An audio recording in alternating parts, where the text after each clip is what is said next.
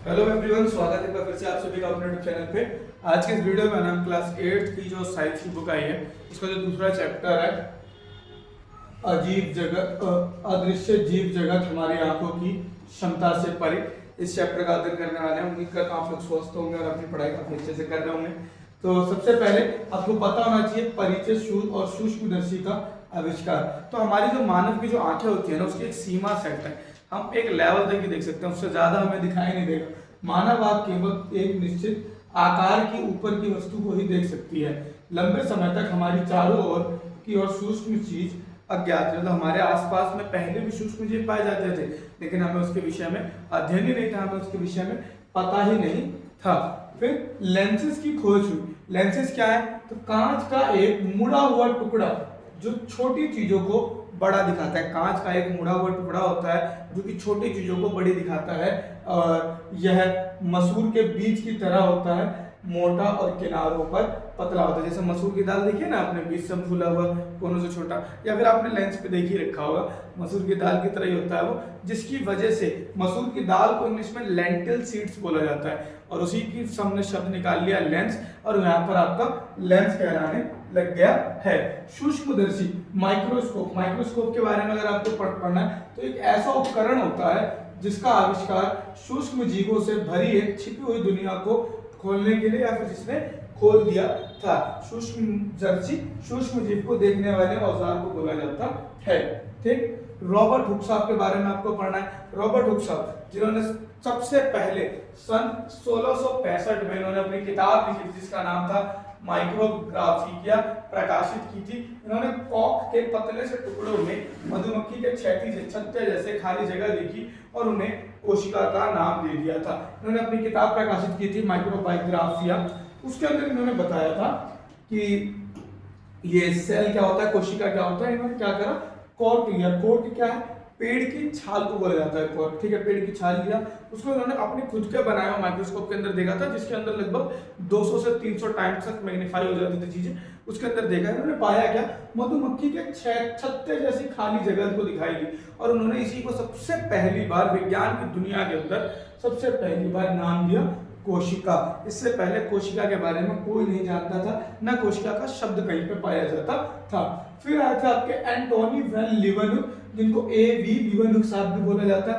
इन्होंने 1600 के समय में, लगभग 1674 में पहली बार इन्होंने बताया जीवित कोशिका के बारे में, लिविंग सेल के बारे में। और ये पहले ऐसे इंसान बने जिन्होंने जीवित कोशिका के बारे में बताया और रक्त कोशिकाओं के बारे में बताया, जिसकी वजह से इनको एक किताब मिला या फिर इनको एक टाइटल मिला जो कि था फादर ऑफ माइक्रोबायोलॉजी, या फिर इनको सूक्ष्म जीव विज्ञान के जनक के रूप में भी जाना जाने लग गया था, क्योंकि इन्होंने बैक्टीरिया, रक्त कोशिका जैसे सूक्ष्म जीवों को देखने और उनका वर्णन करने वाले ये पहले व्यक्ति थे। इन्होंने पहली बार जीवित कोशिका के विषय में भी हम लोग को बताया था, जीवित कोशिका के बारे में बताया था। इससे पहले जो रॉबर्ट हुक साहब थे ना, इन्होंने अजीवित के विषय में बता करके छोड़ दिया था। कोशिका होता क्या है? तो कोशिका के बारे में अगर मैं आपको बताऊं तो आपके शरीर की संरचना जो है, इसकी सबसे छोटी इकाई जो होगी ना, जिसकी वजह से आपका शरीर काम कर रहा है, फिर आपका शरीर बना है, उसी को आप कोशिका कहते हैं। सभी जीवित प्राणी कोशिकाओं से ही बने हुए होते हैं। जितने भी जीवित प्राणी धरती पर पाए जाते हैं, धरती जगत दुनिया में, ये सारे के सारे कोशिकाओं से ही मिलकर बने हैं। बिना कोशिका के कोई भी नहीं बना है। कोशिका जो है जीवन की मूल इकाई है, मतलब कि जीवन का जो सबसे बिल्कुल मूल रूप जो होगा ना, वो कोशिका कहलाएगा। कोशिका के मुख्य भाग, कोशिका के मुख्य 3 भागों के बारे में आपको पढ़ना रहेगा। यहाँ पे सबसे पहले आएगा कोशिका झिल्ली। कोशिका झिल्ली क्या होता है? कोशिका के बाहर एक परत चढ़ी होती है, उसी को कोशिका झिल्ली कहते हैं। दूसरी कोशिका से अलग करता है और आवश्यक सामग्री को आने जाने से भी नियंत्रित करता है। मतलब किस चीज को कोशिका के अंदर जाने देना है, किस चीज को आने नहीं देना है, ये भी कोशिका झिल्ली ही तय करती है। फिर आ जाता है आपके पास कोशिका द्रव्य, जिसको बोलेंगे इसमें साइटोप्लाज्म बोला जाता है। झिल्ली और केंद्रक के बीच का स्थान जहां अधिकांश जीवन प्रक्रियाएं होती हैं, इनमें कार्बोहाइड्रेट, प्रोटीन और खनिज होते हैं, इसी भाग को कोशिका द्रव्य बोला जाता है। ये लगभग जेली के रूप का होता है। कोशिका के सबसे बीच वाले भाग न्यूक्लियस, केंद्रक, और बाहर के सेल मेम्ब्रेन, जिसको कोशिका झिल्ली बोली आपने, इसके बीच का जितना ही भाग होता है ना, जहाँ पे जितनी भी जीवन प्रक्रियाएं होती हैं, उसी को आप साइटोप्लाज्म या फिर कोशिका द्रव्य कहते हैं। कोशिका द्रव्य के बाद आपके पास हो जाता है केंद्रक, जिसको इंग्लिश में न्यूक्लियस कहते हैं। केंद्रक क्या होता है? कोशिका के सबसे बीच में स्थित भाग होता है ये, और कहीं ना कहीं इसको आप है ना पूरे कोशिका का मस्तिष्क भी कह सकते हैं। पूरे कोशिका में जो भी कार्य होता है ना वो केंद्रक की सहायता से, केंद्रक की वजह से ही होता है। बीच में स्थित गोल संरचना कोशिका की सभी गतिविधियों और वृद्धि को भी यही नियंत्रित करता है। इसी को आप केंद्रक बोलते हैं। कोशिका भित्ति, जिसको सेल वॉल बोला जाता है, एक अलग से परत होती है। कोशिका झिल्ली के बाहर एक और परत होती है जिसको कोशिका भित्ति बोला जाता है। इसका काम क्या होता है? ये बाहर एक और अतिरिक्त परत होती है जो उन्हें मजबूती और कठोरता प्रदान करती है। कोशिका को मजबूती और कठोरता प्रदान करती है। यही मुख्य तीन भाग थे कोशिका के। इसके आगे आप बढ़ते हैं तो रिक्तिका क्या होती है? ये थोड़ा अलग भाग है, बाकी इसके विषय में आपको मेन भाग में नहीं रखा जाता है। रिक्तिका के बारे में आपको बताऊं तो पादप कोशिका में एक बड़ा खाली स्थान होता है जो पोषक तत्वों के भंडारण और कचरे से निपटान में मदद करता है। उसी को रिक्तिका कहा जाता है। खाली बड़ा सा कट्टा कह लो, बोरा कह लो, खाली स्थान होता है, थैला होता है ये, जो कि भंडारण के इस्तेमाल में आता है। आमतौर पर पौधों में ही पाया जाता है। जंतु की अगर आप बात करें, जानवरों की बात करें तो बहुत कम, ना के बराबर या फिर बहुत छोटे मात्रा में ये पाया जाता है। फिर आता है शरीर के संगठन के स्तर। शरीर के संगठन के स्तर के अंदर आपको पढ़ना है कोशिका होता है, कोशिका को जोड़ते हैं तो ऊतक बनता है, ऊतक को जोड़ते हैं तो शरीर का एक अंग बनता है, अंग को जोड़ते हैं तो अंग तंत्र बनता है, अंग तंत्र को जोड़ने से मनुष्य पूरा का पूरा डेवलप हो जाता है। उसके विषय में आपको यहाँ पढ़ना है। तो सबसे पहले जीवन की मूल इकाई होती है कोशिका। कोशिका का जो ग्रुप होता है, कोशिका का जो समूह होता है वो बनता है आपका ऊतक। ऊतक का जो समूह होता है वो आपका बनता है अंग। ऊतक का समूह ये सारे ऊतकों से मिलकर बने हुए अलग अलग ऑर्गन से, अलग अलग अंग से। अब ये सारे अंग जब आपस में मिल जाते हैं तो बना देते हैं अंग प्रणाली। जैसे कि आपके डाइजेशन का एक कक्षा 7वीं में आपने देखा था, ये एक अंग प्रणाली है। वैसे आपने रेस्पिरेशन का देखा था, इसके अंदर नाक से लेकर फेफड़े तक का पूरा बताया गया था, वो आपका श्वसन प्रणाली था, तो वो भी एक अंग प्रणाली है। अंगों का ग्रुप अंग प्रणाली बन गया, ठीक है। और अंग प्रणाली का जो ग्रुप होता है वो फाइनली मिलकर के एक जीव बना देता है, क्योंकि हमारे अंदर सारे के सारे है ना अंग प्रणाली जुड़े हुए हैं, तब जाकर के हम एक जीव के रूप में यहाँ पे खड़े होते हैं। सूक्ष्म जीव क्या होता है? तो सूक्ष्म जीव इतने छोटे जीव होते हैं जिनको आप अपनी नॉर्मल नंगी आंखों से देख ही नहीं सकते हैं, उनको आप सूक्ष्म जीव कहते हैं। इतने छोटे जीव होते हैं जिन्हें नग्न आंखों से नहीं देखा जा सकता, उन्हीं को आप सूक्ष्म जीव कह देते हैं। सूक्ष्म जीव के आगे आप पढ़ते हैं प्रकार। सूक्ष्म जीव के मुख्य रूप से 4 ही प्रकार होते हैं। कौन कौन से होते हैं? शैवाल, कवक, बैक्टीरिया और प्रोटोजोआ। शैवाल, कवक, बैक्टीरिया और प्रोटोजोआ, मुख्य रूप से यही 4 वर्ग में बांटा जाता है। इसके अंदर वायरस को नहीं रखते हैं। तो इसके ऊपर एक सवाल यही बन जाता है कि वायरस को हम क्यों नहीं रखते हैं?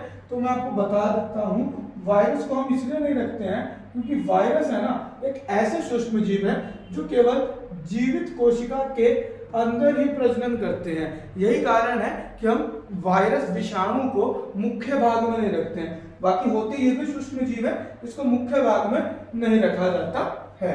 इसके बाद आपके पास जाता है कोशिका के आधार पर 2 प्रकार के जीव बनाए जाते हैं, मतलब कि कितनी मात्रा में कोशिका उपस्थित है।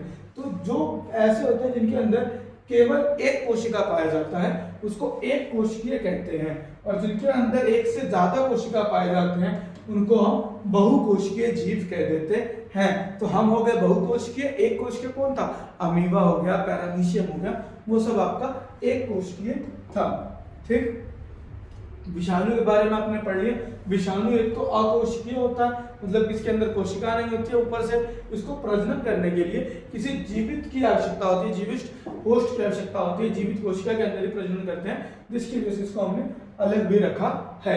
हमारे जीवन में सूक्ष्म जीव की क्या भूमिका है? तो हमारे जीवन के अंदर अगर आप बात कर रहे हैं ना तो सूक्ष्म जीव की अपनी एक विशेष भूमिका है। कैसे? सूक्ष्म जीव हमारे यहाँ पे पर्यावरण की सफाई का काम करते हैं। कैसे सफाई का काम करते हैं? बैक्टीरिया और कवक जैसे सूक्ष्म जीव पौधे के कचरे और मृत जानवरों को सजाकर उन्हें पोषक तत्वों से भरपूर खाद में बदल देते हैं, और इस प्रक्रिया को अपघटन कहते हैं। अपघटन प्रक्रिया करते हैं, जो भी कचरा होता है जिनको भी बदला जा सकता है खाद में, उसको बढ़िया तरीके से खाद में परिवर्तित कर देते हैं, जिसकी वजह से इनको हम इन्वायरमेंट क्लीनर या फिर पर्यावरण को शुद्ध करने वाले जीव भी कहते हैं। फिर आ जाता है बायोगैस के बारे में।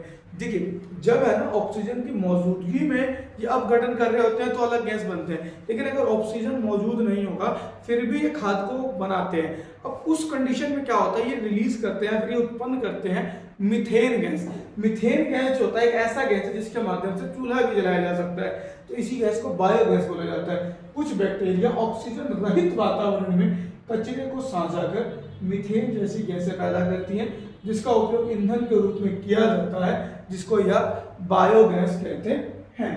बायोगैस से आप आगे बढ़ते हैं तो रसोई के अंदर भी कुछ उपयोग होता है। रसोई के अंदर कैसे, ईस्ट का नाम आपने सुना होगा।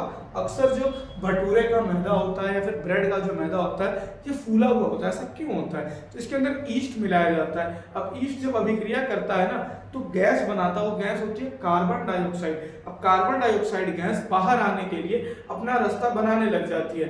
अब बाहर आने के लिए रास्ता बनाती है, तो बाहर आने के लिए रास्ता बनाती है तो गैस बाहर निकलती है, तो मैदा आपका फूल जाता है, जिससे कि आपकी भटूरे बढ़िया फूले फूले से, ब्रेड फूले फूले से बनते हैं। ईस्ट ये एक कवक है जो कि श्वसन के दौरान कार्बन डाइऑक्साइड गैस छोड़ता है, जिससे ब्रेड और केक नरम और स्पंजी बनते हैं। कौन सा गैस छोड़ता है, कई बार पूछा गया सवाल है। कार्बन डाइऑक्साइड गैस छोड़ता है, जिसकी वजह से ये स्पंजी बनता है। फिर आपको पढ़ना है लैक्टोबैसिलस के बारे में। लैक्टोबैसिलस एक प्रकार का बैक्टीरिया है जिसकी वजह से आपका दूध जो है वो दही में परिवर्तित हो पा रहा है। अगर लैक्टोबैसिलस नहीं होगा तो दूध से कभी दही नहीं बन पाएगा। ये बैक्टीरिया दूध की चीनी को लैक्टिक एसिड में बदलकर दूध को दही में जमा देता है। दूध के अंदर लैक्टोज पाया जाता है, दूध के अंदर जो मीठापन आता है वो उसको ये लैक्टिक एसिड में कन्वर्ट कर देते हैं लैक्टोबैसिलस, और लैक्टिक एसिड बनने के बाद दूध जो है आपका दही बन जाता है। ठीक है। फिर कृषि के अंदर भी इसका एक विशेष महत्व पाया जाता है। कृषि के अंदर आपने कक्षा 7वीं में पढ़ लिया था राइजोबियम के बारे में। राइजोबियम एक बैक्टीरिया होता है जो दलहन वाले पौधों के जड़ों के बिल्कुल अंत में पाया जाता है, जो पर्यावरण से नाइट्रोजन को लेकर के नाइट्रोजीनियस कंपाउंड बनाता है और उसको पौधे के अंदर मिला देता है। तो जैसे बैक्टीरिया फलीदार पौधों में जड़ों में रहकर हवा से नाइट्रोजन सोखते हैं, जिससे मिट्टी की उर्वरता बढ़ जाती है और फिर पौधा आपका उपजाऊ हो जाता है। और इसके बाद आपको आखिरी टॉपिक पढ़ना है सुपर फूड के बारे में, जो कि स्पाइरुलिना के नाम से भी जाना जाता है। तो ऐसे सूक्ष्म जीव हैं, ऐसे सूक्ष्म शैवाल हैं जिसे सुपर फूड कहा जाता है, क्योंकि इनमें 60% से अधिक प्रोटीन और विटामिन B12 प्रचुर मात्रा में होता है। इस प्रकार के फूड को सुपर फूड कहा जाता है। तो ये था आपका कक्षा 8वीं का चैप्टर नंबर 2। मैं उम्मीद करता हूँ आपको चैप्टर में कोई भी दुविधा नहीं होगी। हाँ, अगर आप चाहते हैं पीरियोडिक टेस्ट से रिलेटेड या फिर एग्जाम से रिलेटेड आपको महत्वपूर्ण जितने भी प्रश्न हो सकते हैं इस चैप्टर के, उसकी एक वीडियो तो कमेंट कर दीजिएगा नीचे, इंपॉर्टेंट क्वेश्चन या फिर महत्वपूर्ण या फिर इंपॉर्टेंट क्वेश्चंस, मैं आपको इसकी वीडियो जल्द से जल्द प्रोवाइड करा दूंगा। धन्यवाद, मिलते हैं अगली वीडियो में। अगर वीडियो अच्छी लगी हो, थोड़ा सा भी सीखने को मिला हो, तो अपने दोस्तों के साथ जरूर शेयर कीजिएगा ताकि उनको भी सीखने का मौका मिले और वो भी अच्छे से अपनी पढ़ाई कंटिन्यू कर सके। धन्यवाद।